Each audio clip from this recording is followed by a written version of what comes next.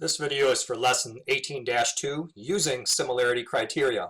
Learning goals are to show that triangles are similar and to use similar triangles to solve problems. Here's an example scenario. Clarissa is a surveyor hired to determine land boundaries. She needs to find the distance across a ravine. And she can use properties of similar triangles to find the distance. Perhaps you've seen surveyors alongside the road, seen them use their equipment to measure distances. How would you measure the distance across something like a ravine, where you can't directly measure by stretching a tape measure because there's tall cliffs or water or whatever in the way? You can use indirect measurement techniques where you make use of geometry properties to find measurements. So in this drawing you see the picture of the ravine, and let's say you want to find the distance from A to B but can't do it directly.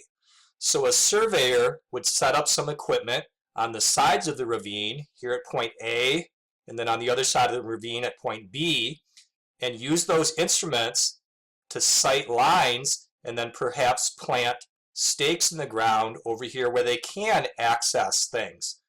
And then if they're able to create a triangle over here on the actual land that's the same shape as a triangle that's over the ravine where they don't have direct access, they can make use of properties of similar triangles to find links in that corresponding triangle. That's called indirect measurement. Indirect measurement is a technique that does not use a measurement tool to measure an unknown length. Instead, distances are measured using triangle similarity. Here's another example. Let's say that surveyor Clarissa needs to find the width of a rock formation in a national park. And she locates points A, B, C, and D as shown in this drawing. Then she's able to take some measurements to this other point, point E, that's maybe just out on some flat land. With the similar triangles that are in this drawing, the large triangle and then here the smaller triangle, she can use proportional parts to find the unknown distance across the rock face, the length AB. The point is that this information that we're learning about similar triangles actually has real life uses. Some people use this kind of geometry on their jobs. So let's try some of these problems. Let's find length CB indirectly. So how far is it from C to B in this picture? Well, notice that there's this top triangle and it is similar to the large triangle. Therefore, the corresponding sides are in proportion.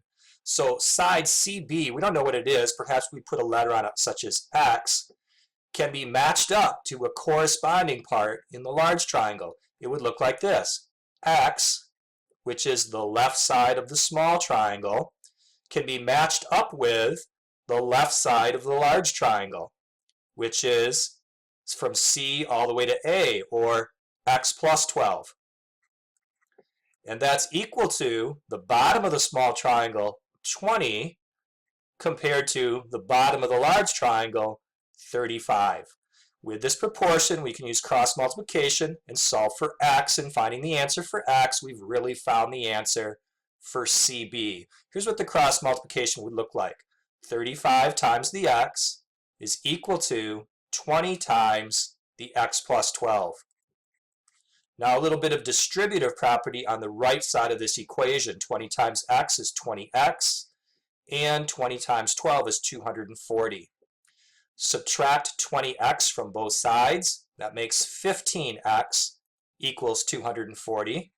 And now divide by 15. So 240 divided by 15.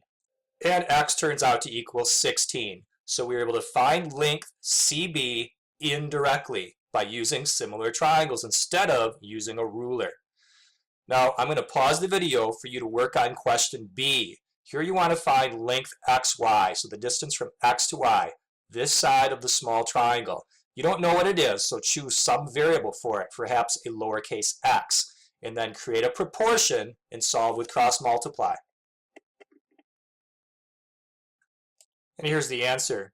So X is to 30 as the 22 is to the 38. Cross multiply, 38X equals 30 times 22. And then solving this equation, we get that X is 17 and 7/19. You might have this as a decimal, 17 point, and then something on the calculator.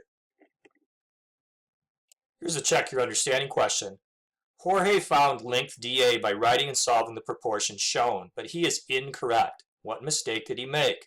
So he looked at these triangles and he tried to match up corresponding sides. So it looks like he took the 10 and matched it up to the 12. 10 over 12. And then took the 12 here and matched it up to this side here. The 12 over the dA, and then solved with cross multiplication. Well, that all looks right. What was his mistake? Well, his mistake was that these are not similar triangles to begin with. It's only with similar triangles that this technique about using proportions allows you to find missing sides. So to conclude, in this lesson, we used properties of similar triangles, namely that their corresponding sides are proportional, to solve some problems.